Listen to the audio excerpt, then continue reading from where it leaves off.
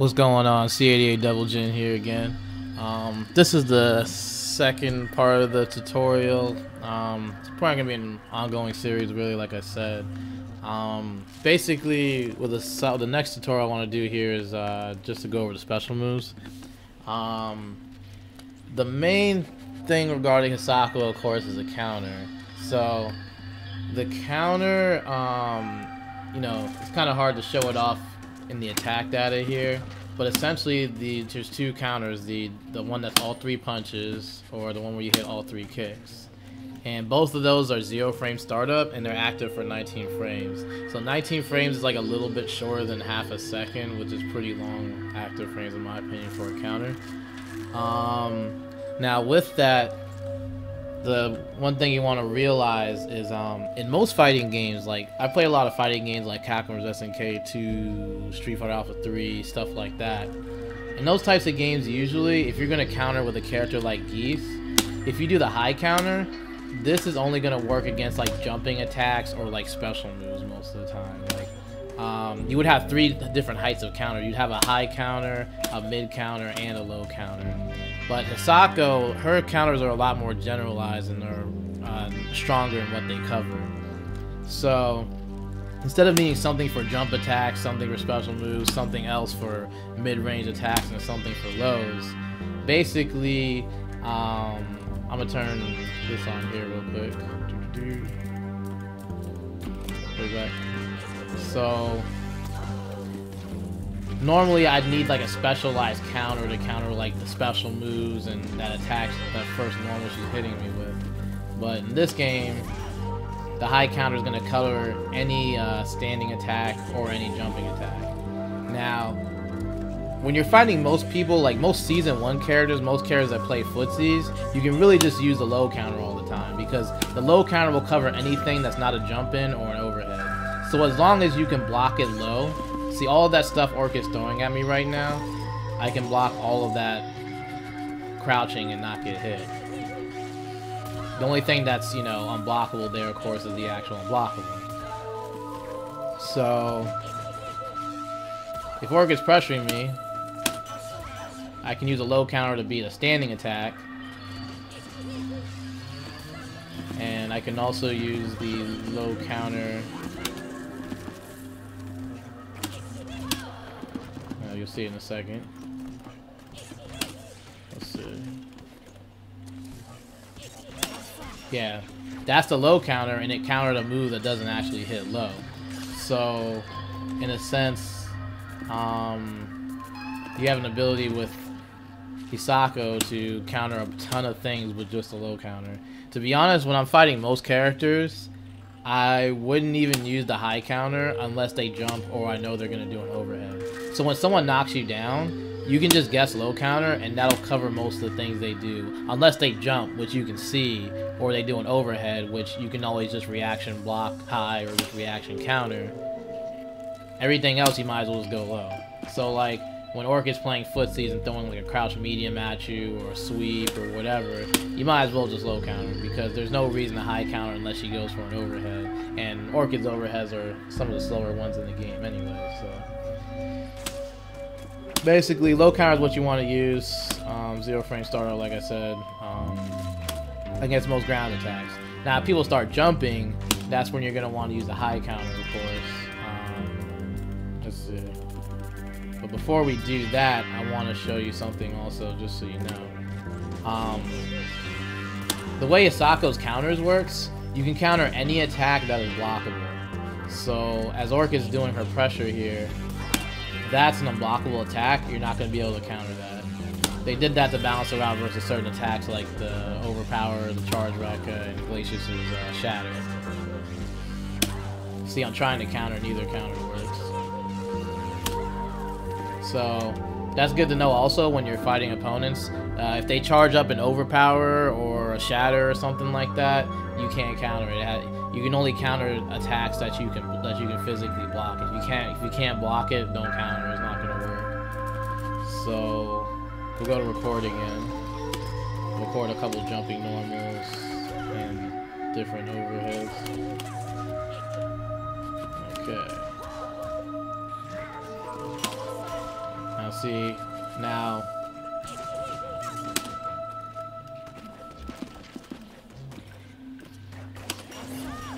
you see that was you saw how long that how long she was taking to go into that overhead, and I still was able to counter.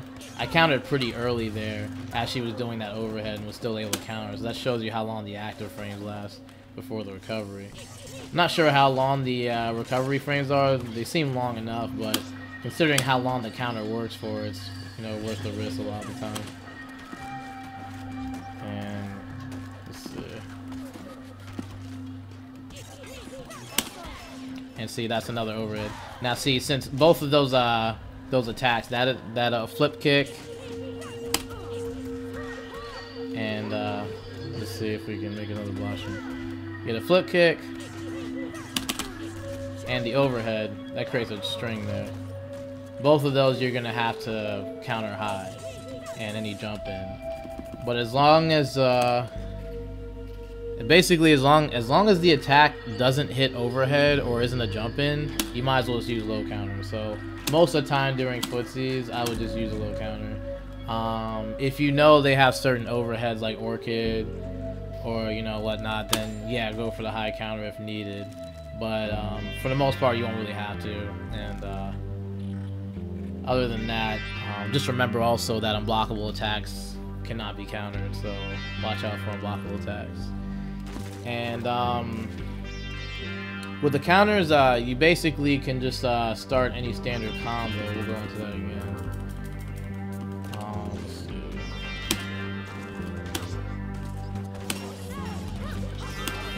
see. Yeah.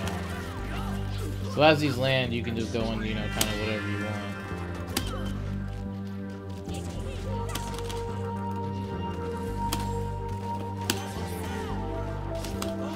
And you can also get certain manuals off of those too, which I'll get into the manuals you can get off of those later. We'll do like another video episode where we go into combos, manuals, stuff like that. So that's a good overview of how the counters work. Of course, you know, they don't work against any projectile attacks or any command grabs. So if Fulgore is near you on Wake Up and does Light Punch Laser, don't even try to counter. That's not going to work. If Thunder's near you and tries a command grab, don't try to counter. That's obviously not going to work either. So just remember what attacks you can't counter and you should be good. But I really like the low counter for footsies and the high counter for when people jump in or use overheads. And then low counter, of course, also on Wake Up, because unless they do like one or two things, that's going to cover everything else. Like all standard like pressure standing attacks, those are all going to lose a low counter anyways. Let's see. So that's a good overview of the counters. We could get a little bit more involved with that later, but yeah, we'll do that for a later event. Let's see. So next, what should we show off next?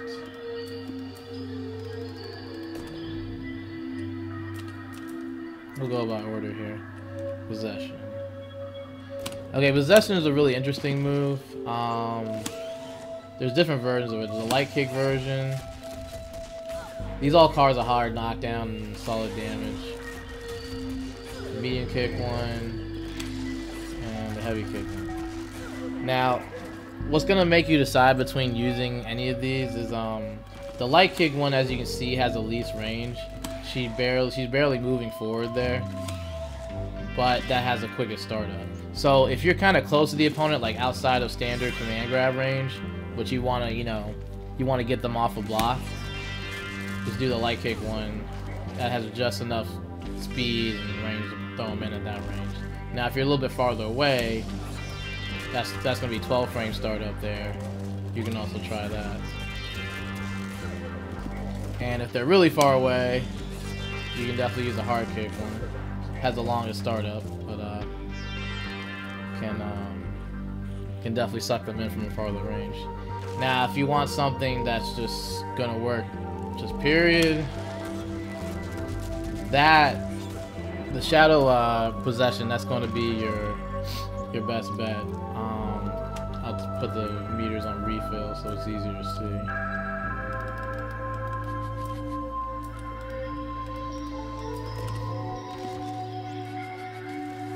Yeah, so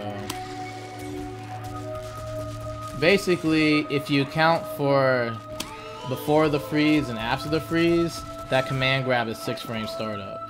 So if the opponent isn't pressing buttons already before the freeze, like at this point right here, they only have 4 frames to react. There was 2 frames where they had to react before the screen froze, which equals a total of 6 frames. And it gets active for a long time too. Has some recovery, it's obvious, but yeah. Now the interesting thing about that move is I'm gonna put different actions on. So this works against people that are jumping also, but you notice jumping is a universal way to avoid the grab. So if you're fighting against Hisako and you want to try and avoid the grab, jumping is one of the ways to avoid it. You just have to be aware that Hisako, if she has enough meter, can still wrath counter. So if you can try this grab. If you expect someone to jump, watch for them to jump, and then if you predict they're coming down with a normal, you can high counter, and then punish them that. So you can play a big mind game with the possession grab because of that.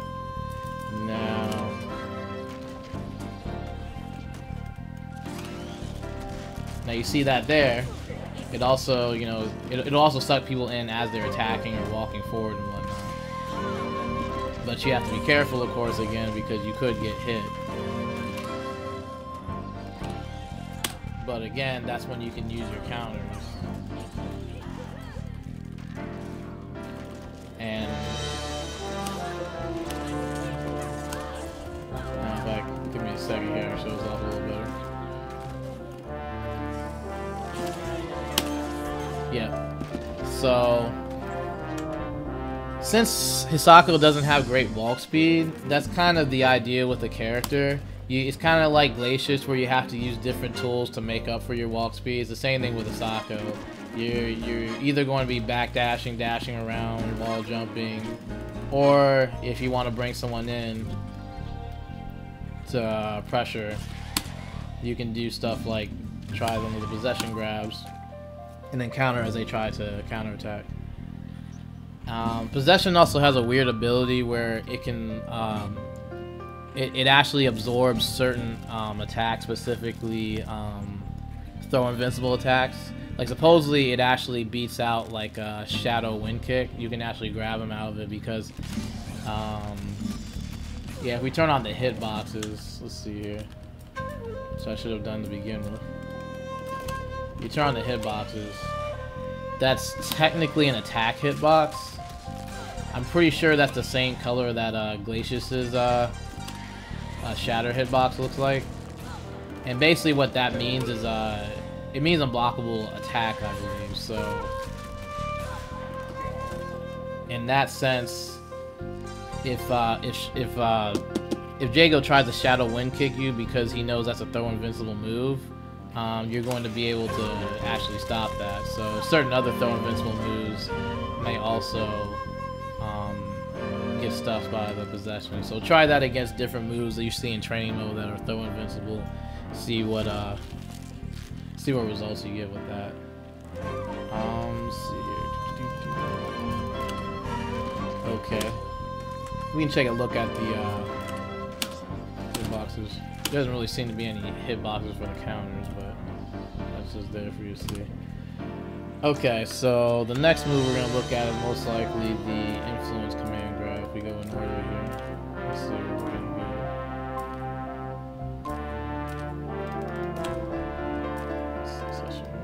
Yeah. So our next one is the influence. That's going to be course of a back and punch as opposed to course of a back and kick. Alright, so the influence command grab. This is your standard command grab, kind of reminiscent to Makoto in Third Strike, Street Fighter 4, or Wesker in Marvel 3. The idea is that you kind of want to dash up to people and pressure them with one of these grabs.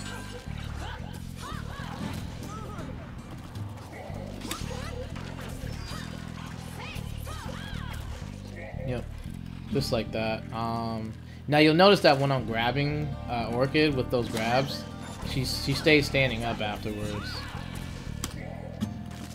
And it seems that when they're in a standing position, that probably leaves them at range for maybe a certain manual, but the manual timing seems pretty tight for any longer reach normal, so we'll have to mess with that in training mode, see if there's any real manuals possible afterwards, but it still puts them in a standing position, which is good for pressure and whatnot.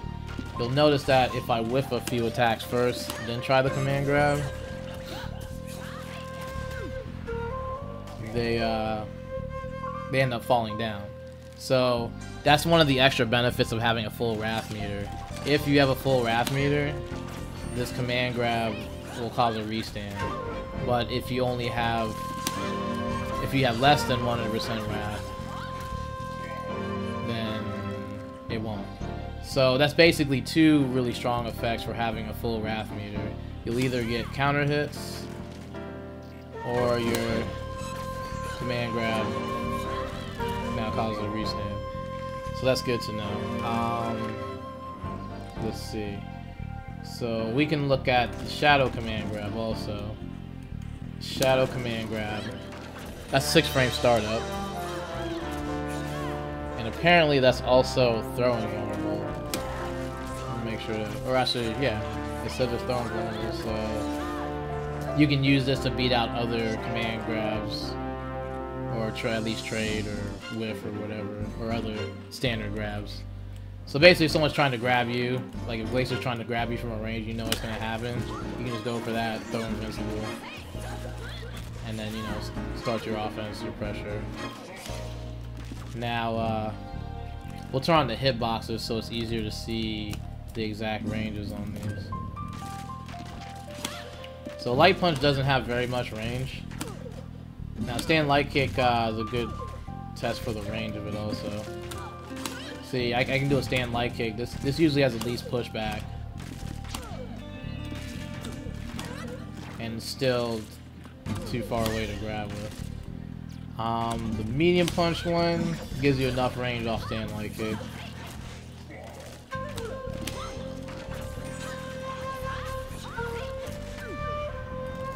And the Hard Punch one obviously gives you enough range. Now, like you saw, there's different startups for each of these. The Light Punch one starts up the fastest. Light Punch is 2 frame startup. So essentially, 2 frames is about the fastest any move is in this game.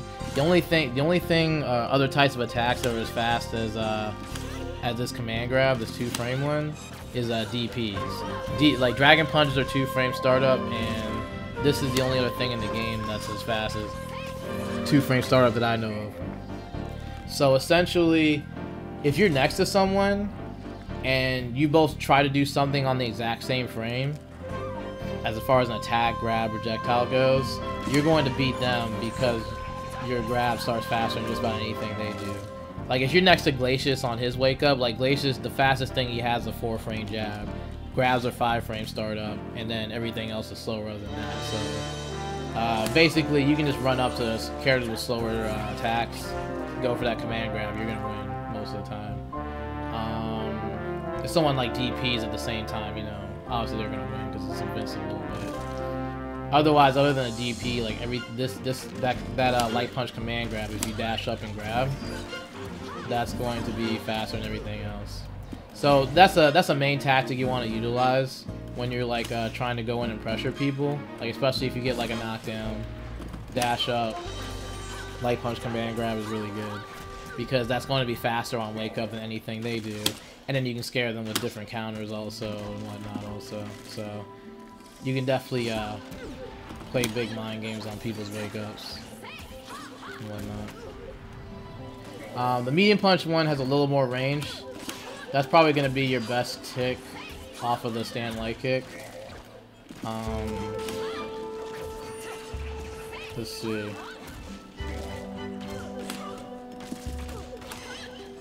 Yeah. Now the Medium Punch command grab you saw, she kind of moves forward just a little bit. Her Light Punch grab, she doesn't really move forward too much at all. The medium punch one gives you a little range, so you can kind of move in just a little bit and grab people. And you saw that throw hitbox there too. The hard punch one is interesting. The hard punch one, she actually clearly visually moves forward. It's the longest startup at 9 frames, but it's really good for like using certain normals. Let's see, maybe a closer. You use like a close normal on that. Yeah, there's certain normals that leave enough of a gap that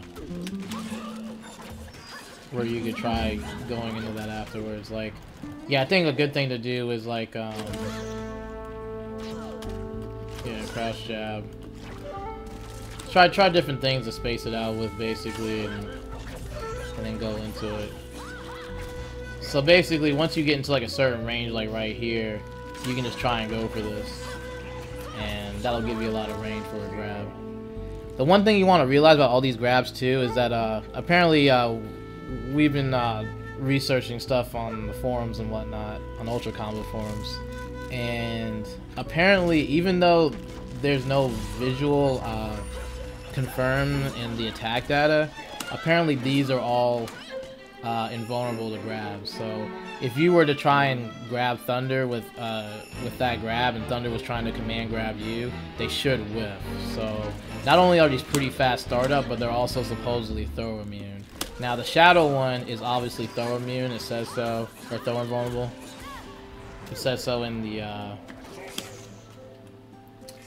attack data there. So the regular ones, these should also be throw invulnerable. So if you think someone's going to grab you, these should be good to try, even the hard punch one, because you'd move forward a bit and still grab them.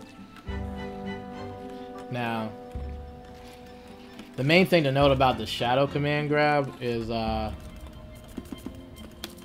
it's good for catching certain attacks. Let me put this playback on.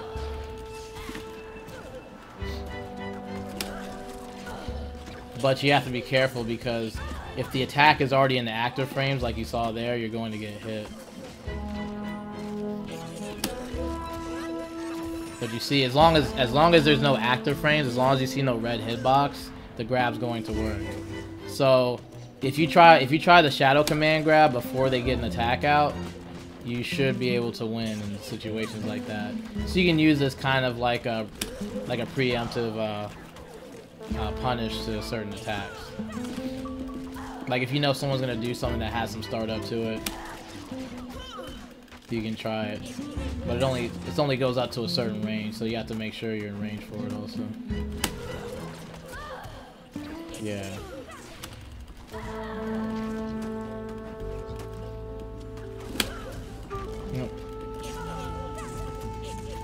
It's something to mess around with though, like figure out ranges for like different normals and stuff like that. Yeah, see that?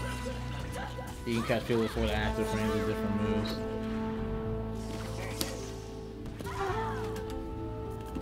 And another thing I want to show off with these grabs too. Let's say you let's say you do like a regular command grab, you get the knockdown.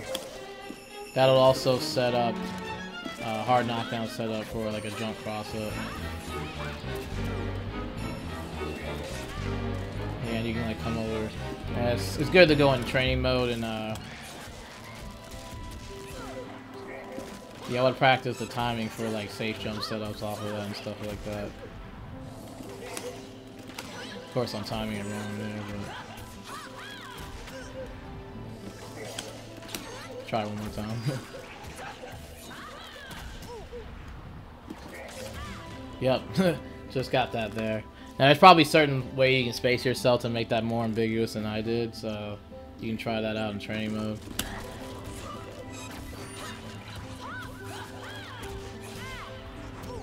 Yeah, and the nice thing about the Shadow command grab is that it gives you that the Shadow command grab gave you that long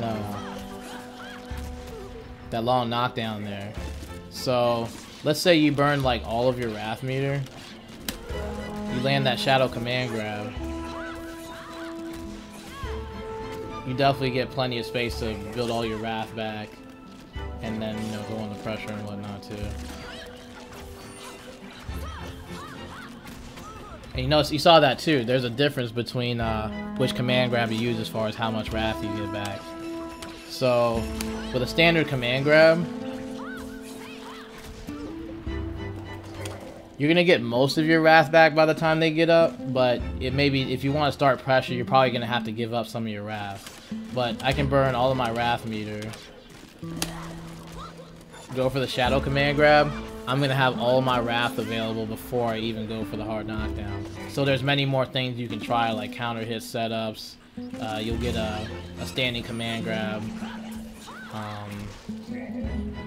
all that other good stuff, just by landing that shadow command grab. So shadow command grab essentially is a good way to that's a really good way to get all of your wrath back if you really need it. You spend a meter, but you're gonna get full wrath in return for landing a shadow command grab, so that's good to know there.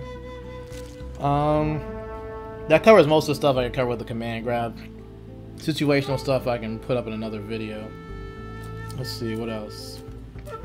So we go over more special moves.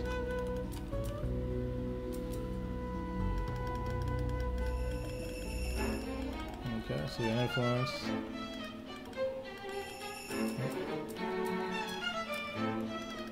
There we go, special moves. So what we have left is the On Ryo Zan, and then later on the On Ryo Zan. So On Ryo Zan's a really interesting move, to say the least. Basically, this is a move that you're gonna have to learn how to use correctly, because all the versions of this move are pretty dang negative on block. So the idea is that you want to use these for poking, obviously, because they're special move based and the hitboxes are very disjointed. So these are going to beat out a lot of attacks. So we can put Orchid's hitboxes, or Recorder throwing out some hitboxes.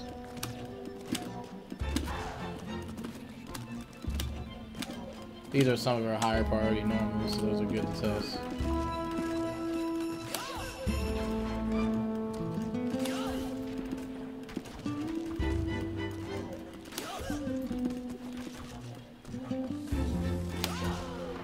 Yeah. So at a certain range she was winning there, but you can see as long as you space your normals correctly, yeah, you're going to win.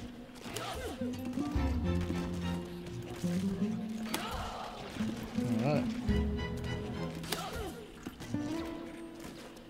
There are certain instances where she was probably catching me during the startup there, where she was getting counters.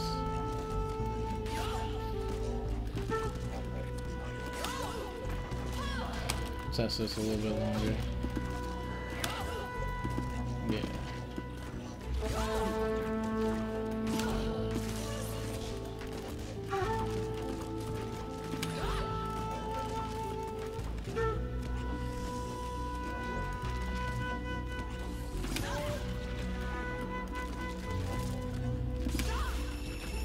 Yeah, so you kind of get the gist there of how long of a range you can use those special moves to pressure with, and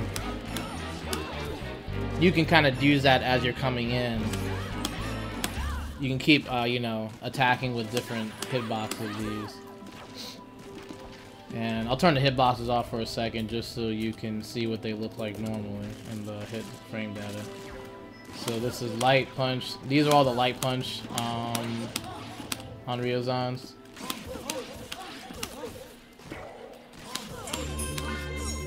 You can see that each one of these get more negative on block and on hit. So these are all negative on hit, but they're also openers, so you can at least utilize the opener properties of those. So confirm the hit, start a combo. We'll turn all block on to make it easier to see. So even if she blocks the second hit of that, I'm still like negative 26, and even if I were to hit her, I'd still be negative 5 and have to like continue a combo. The third hit is a little bit less negative at negative 10. So maybe like you can max range that and be safe from like a few punishes with certain characters, but generally you lose frame advantage if you go too far into this, and that's not good because that means they pressure you for free once you lose frame advantage or a frame disadvantage. The one thing that you want to notice about that was a light punch on Ryo Zan. These are the medium punch ones. The second hit of these on Ryo Zans tend to be more negative than the third hit, but negative 14 means you're still going to get hurt basically. Negative 10, that's a little bit less bad, but still pretty bad. And the main thing to know with all these two is that the light punch follow-ups always hit low. The medium punch follow-ups hit overhead. And the heavy follow-ups, those are all mid attacks. Those might be, the hitboxes for those seems a little higher, so maybe those are better for anti-air purposes, I guess. You could try that out in training mode also. Let's see.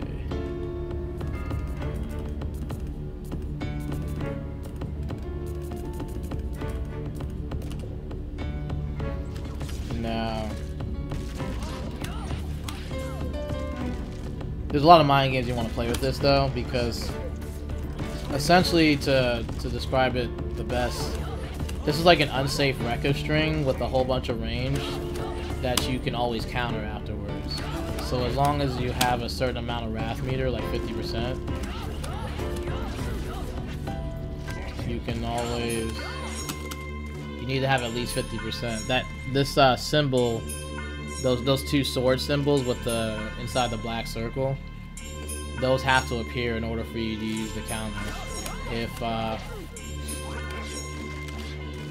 If those swords aren't inside the circle and you try to counter, it's not going to work. So the idea is you want to have at least 50% so you can utilize that counter to put fear in people.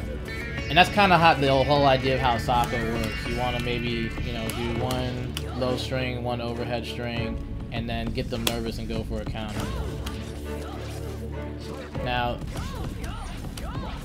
25 frame startup overhead, those are easy enough to see on reaction, but as you're pressuring people and making them realize that you're going to have a counter in the middle of this too, that puts a lot of fear in people.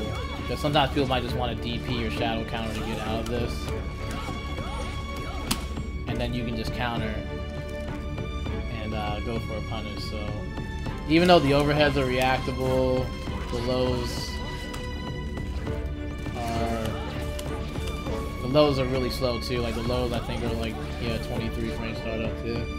So everything's reactable there, but once you put the fear of counters in people, that's where it makes things tougher to punish. So even though this move is technically really negative, sometimes people just won't punish you because they're afraid of the counter, and you make them afraid of the counter long enough, they end up being pseudo safe on block, and then you can apply more pressure, maybe going for a command grab, maybe go for On Ryo Zan for pressure, stuff like that. So yeah, that's all good to know with that. That's mainly what you want to do to pressure people with that. We'll put the hitboxes on again so you can see what they look like. Light punch with the hitboxes on. Light punches with the hitbox. Medium punches with the hitbox. Heavy punches with the hitbox. And these are all openers, so as soon as these hit, you can just start going into combos. Yep, just like that. And That's also a good thing to note as you're trying to poke people with these. If any of these hit, just start going into a combo, start pressuring people. Let's see. Turn the boss off here for a second. That's pretty much most of what the standard On Ryo Zan is about. The shadow On Ryo Zan is interesting. This is projectile invulnerable and covers a huge range. So at this range, full gore, spinal, Glacius, Conra, a lot of those zoning characters. You saw how the camera was like already kind of just about to pan out right there. And I was still able to hit with like the second hit. As long as the camera doesn't pan out, the first hit will hit them. So that's a huge range. This is a huge range where the opponent can no longer throw a projectile. And this has a huge attacking hitbox also.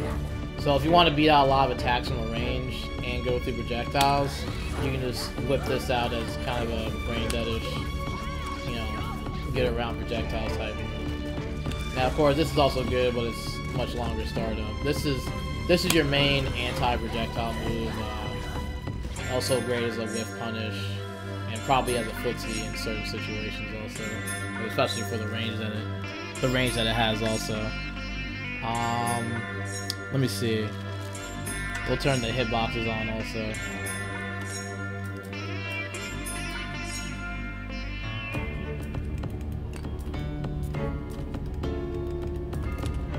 Okay, just so you can see what the hitboxes are. Yeah, they're all pretty big. And again, you're going to be able to, you know, go into combos right off of that. And of course, if the opponent is blocking,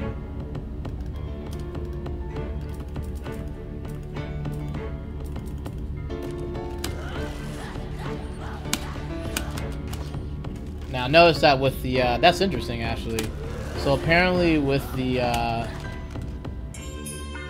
they balanced the shadow On Ryo Zan. You cannot wrath counter during the shadow On Ryo Zan. So the only thing about this move is that you have to commit to it. You cannot do a counter once you go for this. So if you want to do this move, make sure you want to do it, because once it whiffs, you can't do anything. You're stuck, and you're going to get punished. So that's interesting to know too, because this move they allow you to wrath counter using. So this I guess is our only special move they allow you to counter. This is a command normal that you can, or a command attack that you can counter from. So yeah, that's good to know too. But he's projectile invincible, has a huge hitbox, so plenty of reason to worth trying either way.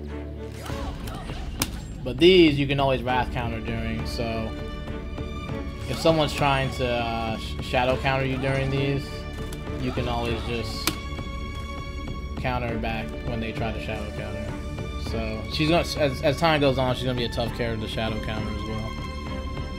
And I guess we can go into the last special move then, since we're pretty close to the end here.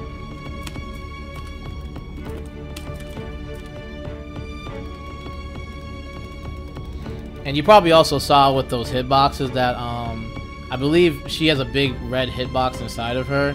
So if Hisako goes behind you, and if Hisako goes behind you with that move, with this move here, I try to be careful about punishing her if she's behind, if she goes away from you, because apparently there's a big enough hitbox in the back where she can hit you in, with her back sometimes. So you want to wait till all 5 hits go away, I would assume, before you punish, because you may get hit in the back sometimes. That's something we figured out also sometimes, so be careful with that. And then lastly, yeah, is the air On Ryo Zan. Now the air On Ryo Zan doesn't have a shadow version. She only has shadow versions of the other special moves she utilizes, not including the counter. So this move, this is like Makoto's Tsurugi from Street Fighter.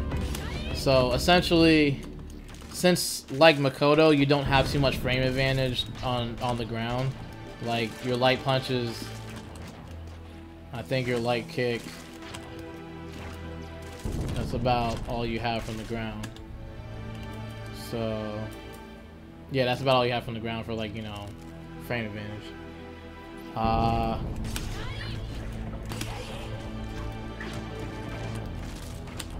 Let's see what we got here.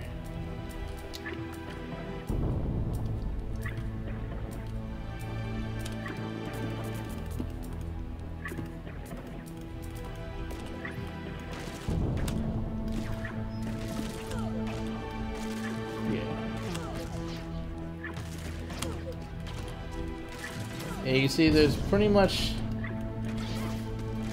nothing on the ground other than like close standing normals and certain far standing normals that are play. Like far stand roundhouses randomly like +6 on hit and block. That's why I like to use that during counter hit combos. But for the most part on the ground you don't have too much frame advantage. That's what I'm trying to get at. So how do you pressure people? It's like Makoto. If you really want to pressure people safely, you're gonna have to take to the air. Unlike most rushdown type characters that take from the ground, your idea is to come from the air and use this move. Now, the best versions for frame advantage seem to be the medium punch version and the heavy punch version. The light punch version seems to be 0 on block. So 0 on block, meaning if they block this pretty high up in the air, you're probably either going to be disadvantaged or not have any real advantage by the time you come down. The medium punch version +5, that should be pretty solid for, you know, not getting punished. The hard punch version, that's probably your best bet as far as frame advantage overall. Probably difficult to test out with without doing some train mode testing, so I'll come back in a bit. We'll do some testing there.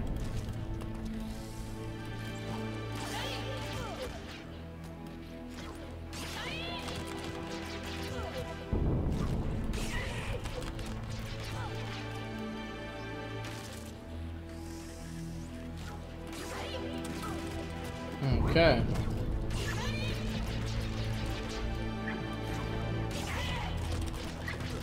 Now, you see how that works basically? The that's the light punch on Ryo Zan. Yeah, I'm gonna go back so she starts again with the light punch one. So I'm going to block the light punch on Ryo Zan. I'm able to hit her because she's only at 0, so by the time she came down, she was a bit negative. The medium punch one, I can't press anything against. The hard punch one, I can't press anything against either. So again, that's the light punch on Ryo Zan. That's the medium punch on Ryo Zan. She gets frame advantage. And the heavy one, I'm pressing buttons, so still can't get it.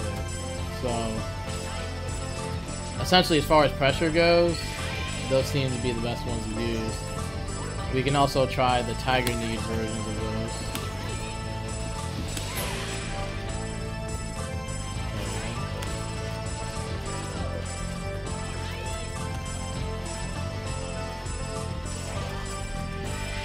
Now see, those are very ambiguously even blocked. Okay.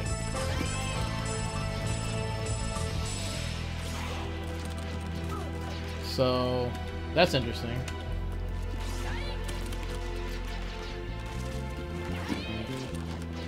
So essentially, Tiger Kneeing those makes even the light punch version safe to pressure. Like I'm trying to mash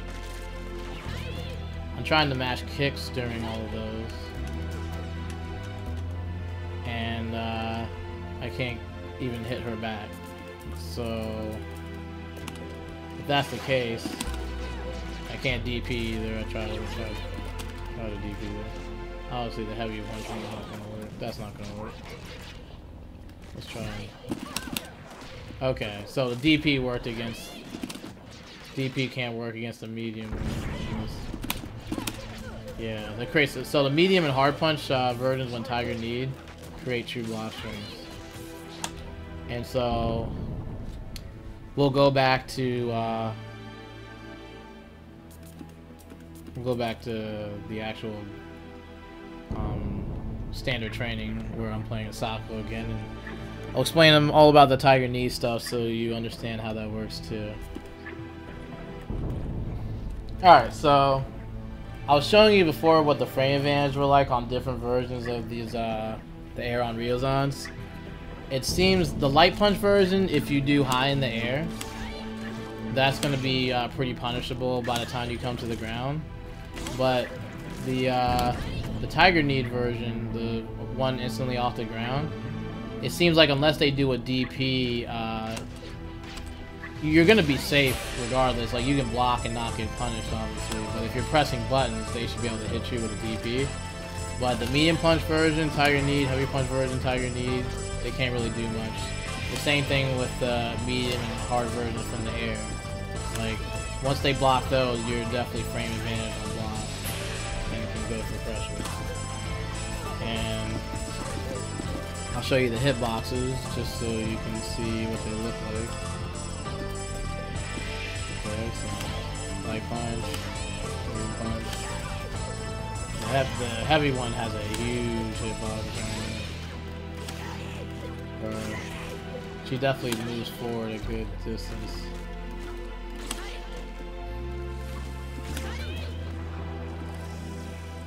Yeah, let's check out that heavy one. Yeah, that heavy one. It definitely looks bigger. It definitely looks bigger, and she definitely moves forward more during the heavy punch one also. And we can try and work it to anti-air there. See how good she is at anti-air spots.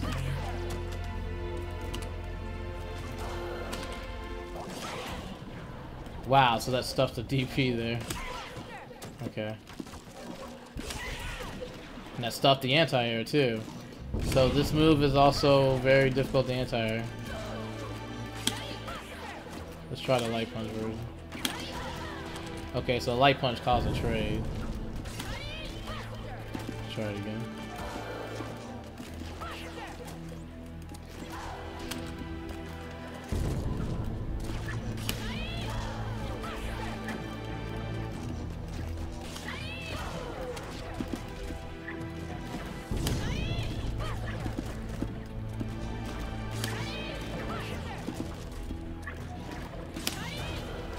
Okay, there's a trade there.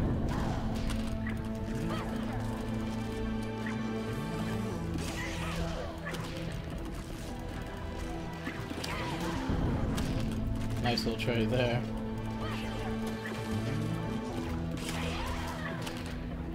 So I'm getting some trades that work in my favor just by the damage. So it seems like with most anti-airs, the best that can happen is they'll trade with you, and you'll get the heavier damage for the trade, which is pretty good. And this also recaptures on a clean hit too, so yeah, that's also good to know too. Yeah, and we'll show you guys that also. Let's see. No, she's gonna jump. So as long as you have full wrath meter or you land a counter hit, this is gonna cause a recapture, and then you can just go into whatever pressure you want to use afterwards. And that was a heavy manual after that. So you pretty much get any strength manual you can get off of these. Yeah, you see that? That was a heavy manual right there. That was a far heavy manual. That was really good to have right there. Yeah.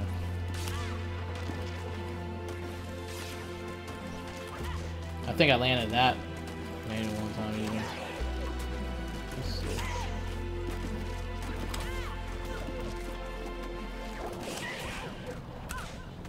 see. Okay. So you can also see that using that from the air is good to capture people. You're seeing a lot of reasons in general why this is good for pressure. Now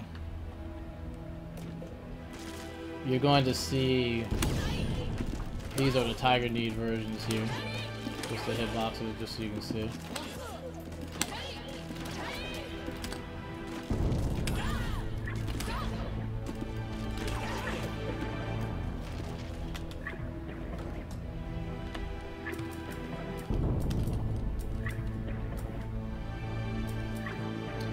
And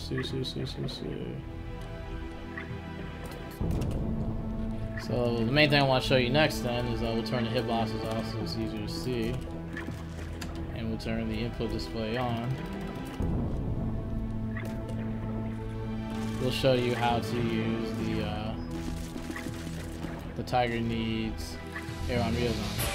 So just like with Makoto in Street Fighter, if you Tiger Knee these moves, you can do them much lower on the ground, still retain the frame advantage, and set up ambiguous pressure and cross-ups.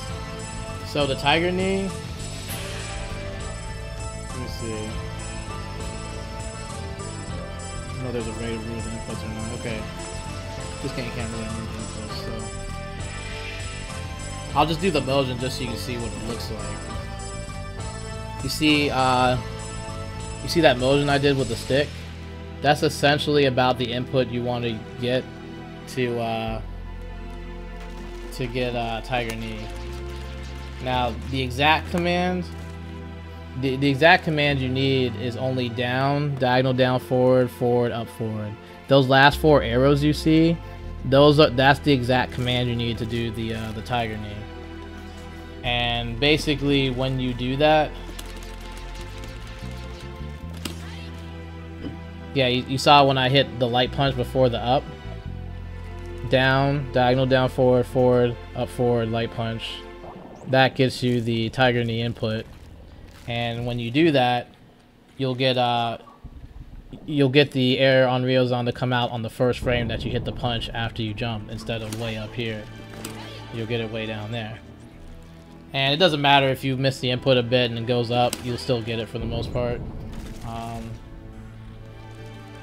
Basically what I'm going to do now is I'm going to show off different scenarios of using and see when it crosses up, when it doesn't cross up, stuff like that. So the light punch version seems to always stay in front no matter what I'm doing.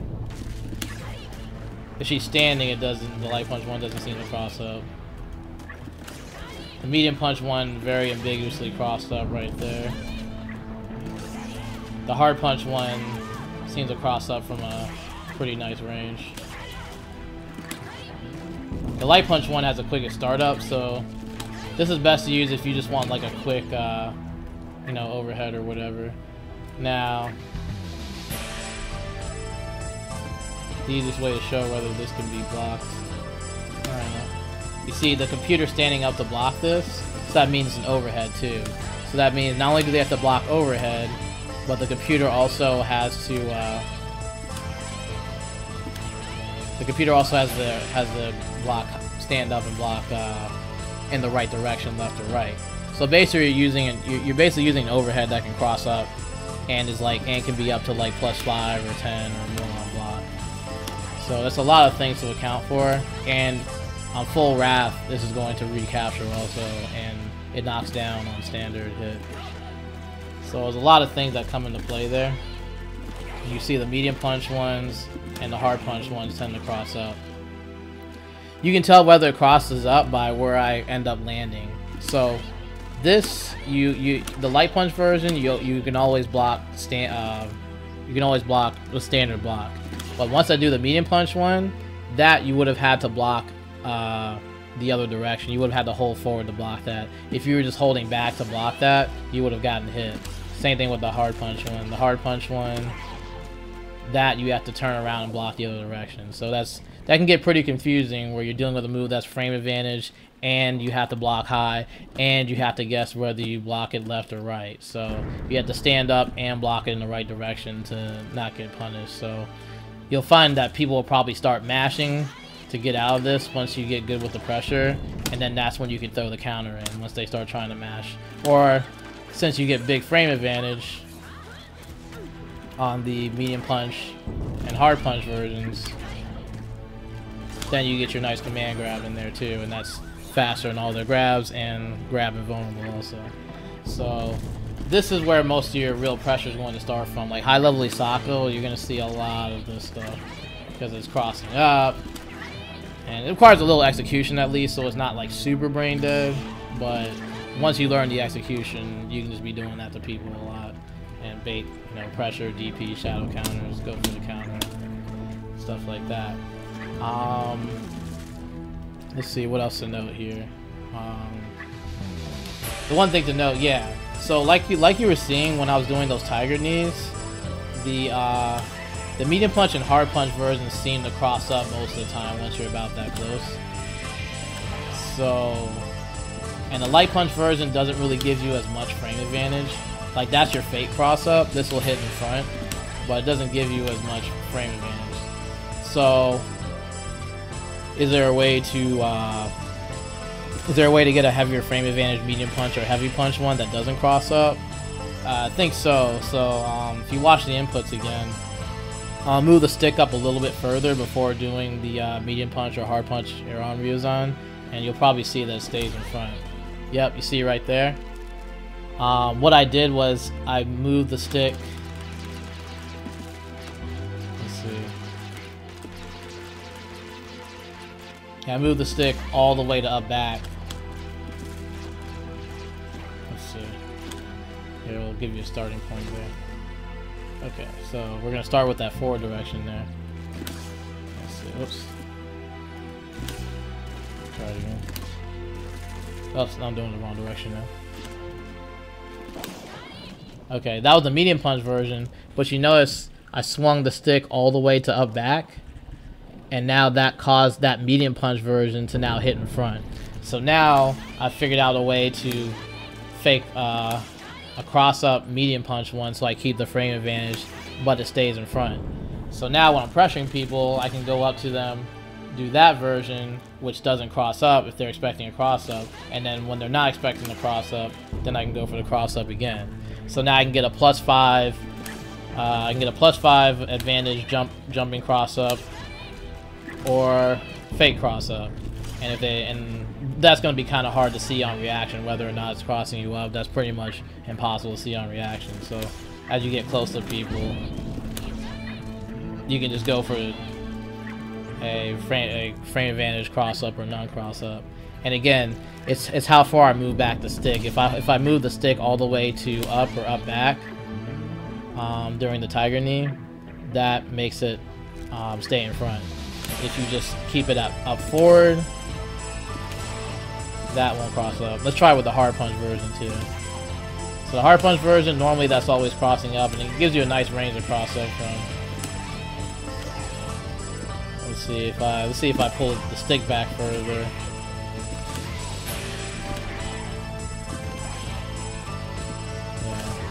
That one, it seems like you need a little bit more space to get it to work. I don't know if that works at point blank range or not.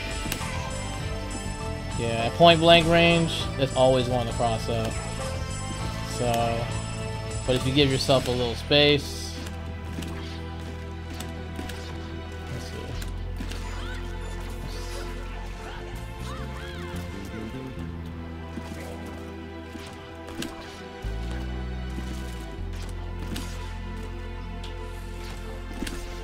Let's see, now I'm just being bad. Probably doing it wrong. Yeah, if I give myself a little space.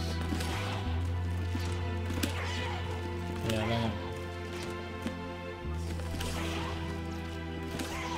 Yeah, you'll need a little bit of space, and then you can get up in front.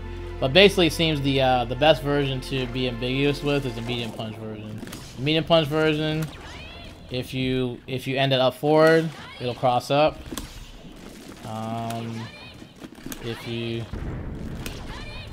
If you end that up or up back, it'll stay in front.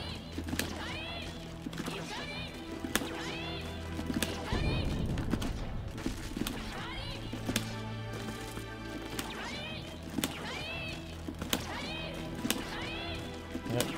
So once you get that timing down, you can ambiguously cross up or not cross up. Yep, so that was two non-cross. Okay, let's try and do that. Two non-cross ups. Just slide the execution down. Let's get two non-cross ups. Two non-cross ups. Now we got a cross. Two non-cross ups and a cross up.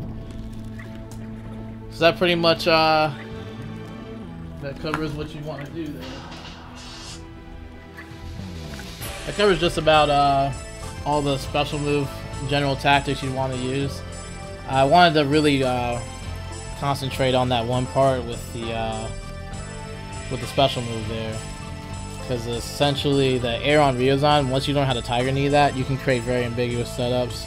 The most ambiguous seems to be with the medium punch version, so I'll especially try learning Tiger Knee medium punch air on Ryo Zan, because you're gonna get a good frame advantage, and when you learn to Tiger Knee correctly with it, a forward Tiger Knee will make it cross, and a further back upwards Tiger Knee will get it to not cross up. So at least on Orchid, that seems to be how it works when she's crouching. Hopefully the same when she's standing.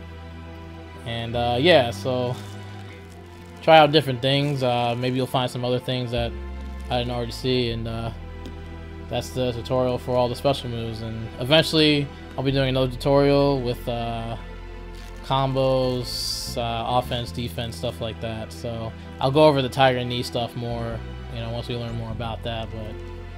But this base will get you started, like, you know, basic pressure and stuff like that. And then once we get into more advanced stuff, we'll do that in another video also.